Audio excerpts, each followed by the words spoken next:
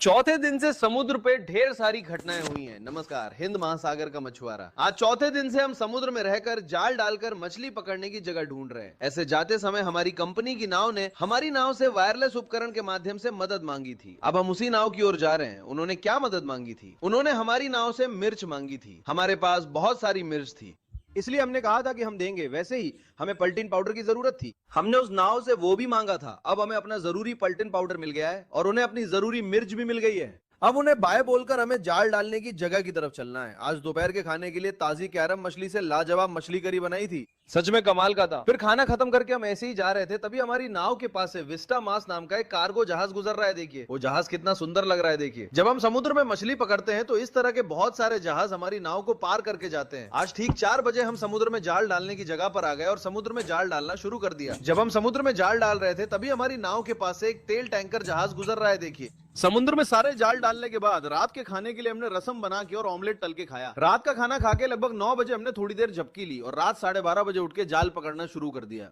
आज हमें शुरुआत से ही हमारे जाल में एक एक करके सूर मछली आती रही और हमें भी पहली 2 खेप में 40 से ज्यादा सूर मछलियां मिल गईं। सभी अच्छी साइज की सूर मछलियां ही थी। हर सूर मछली कम से कम 4-5 किलो की होगी। अच्छी बड़ी साइज की सूर मछली आई है। फिर थोड़ी देर में जिंदा एक ताऊ पीली का नाम हमारे जाल में फंस के आ गया। देखा ना कैसा है। इसे अगले दिन कांजी गुट्टू के लिए इस्तेमाल कर सकते हैं सोचकर अलग निकाल कर रख दिया और वैसे ही जाल खींचना शुरू कर दिया। आज हमें पहले 2 सेट जाल में ही 40 से ज्यादा सूर मछलियां मिल गई ना, तो आज लगभग 200 सूर मछलियां पकड़ लेंगे ऐसी उम्मीद थी, लेकिन हमें कुल मिलाकर 70 सूर मछलियां ही मिली। फिर भी हमें पता है कि हमारी परेशानी देखकर समुद्र माता हमें खाली हाथ नहीं लौटाएंगी, इसलिए हम उस उम्मीद को कभी नहीं छोड़ेंगे। और फिर हमारे जाल में एक जिंदा समुद्री कछुआ फंस गया। अगर समुद्री संपदा स्वच्छ है तो उसमें ये कछुआ भी महत्वपूर्ण भूमिका निभाता है, इसलिए इसे ऐसे ही जिंदा समुद्र में छोड़ देते हैं। हमारे मछुआरे सभी नावों में अगर इस तरह का समुद्री कछुआ मिल जाता है तो उसे जिंदा और सुरक्षित समुद्र में छोड़ देते हैं। समुद्र में छोड़ते ही वो कछुआ कितनी खूबसूरती से तैरने लगा।